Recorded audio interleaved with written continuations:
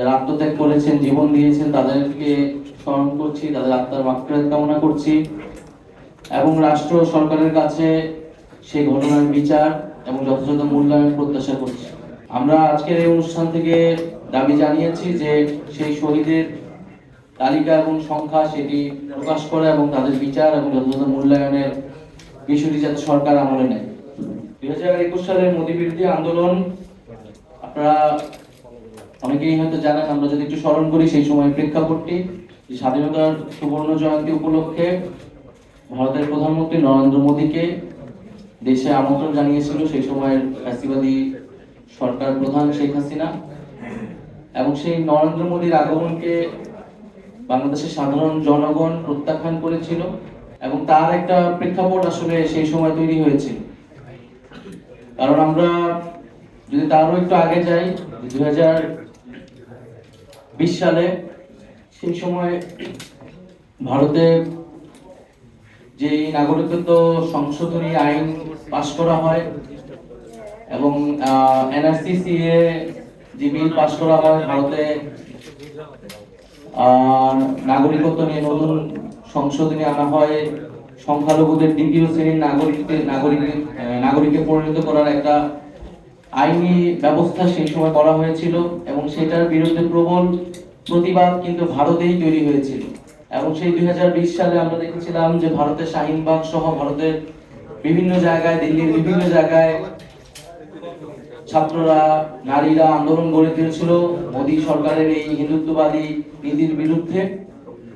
এবং 2020 সালের ফেব্রুয়ারিতে সেই সময় দিল্লিতে গণহত্যা সংঘটিত হয়, মুসলিম জনগোষ্ঠীর উপরে নির্বিচার সহিংসতা চালানো হয় এবং সেই সময় থেকেই ভারতের প্রধানমন্ত্রী মোদীর যে বাংলাদেশে আগমনের সেই সময় একটা ঘটনা ছিল, আগমনের কথা ছিল, তখন থেকে কিন্তু বাংলাদেশের মানুষ, বিরোধী রাজনৈতিক দলগুলো, ছাত্র সংগঠনগুলো সেটা বিরোধিতা করে আসছিল। তার ধারাবাহিকতায় 2021 সালে পরবর্তীতে যখন করোনা হয়, করোনার পর 21 সালে যখন মোদীর সফরের বিষয়টি আসে, তখন বিরোধী প্রায় সকল রাজনৈতিক দল এবং ছাত্র সংগঠন সেটার বিরোধিতা জানায় এবং তার বিরুদ্ধে প্রতিবাদে নামে। এবং মোদী বিরোধী আন্দোলনের তাৎপর্য আমাদের গত 15 বছরের রাজনৈতিক আন্দোলনে অনেক বেশি। কারণ একত হচ্ছে এই মোদী বিরোধী আন্দোলনে আমাদের বিরোধী বা ফ্যাসিবাদ বিরোধী রাজনৈতিক দলগুলো, ছাত্র সংগঠনগুলো একই কাতারে নেমে আন্দোলন করেছিল। আমরা দেখেছি যে সেই আন্দোলনেও বাংলাদেশে পুলিশ সহ সন্ত্রাসী সংগঠন, ছাত্রলীগ, যুবলীগ নির্বিচারে সহিংসতা এবং হত্যাকাণ্ড চালায় এবং সেই হত্যাকাণ্ডে আসলে কতজন মানুষ মারা গিয়েছে সেই সংখ্যাটা আমরা এখনো নিরূপণ করতে পারিনি। কোথাও 17 জন, কোথাও 14 জন, এরকম সংখ্যা আমরা বিভিন্ন পত্রিকা এবং আন্তর্জাতিক মানবাধিকার সংগঠনের মারফত জানতে পারি। আমাদের সেই সংখ্যাটা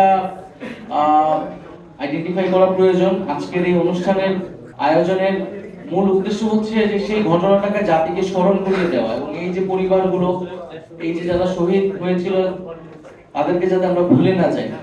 কারণ গত 15-16 বছর এই বিভিন্ন ঘটনায় যারা নির্যাতিত হয়েছে, নিপীড়িত হয়েছে, তারাই কিন্তু এই জুলাই গণঅভ্যুত্থানের প্রেক্ষাপটটি তৈরি করেছে।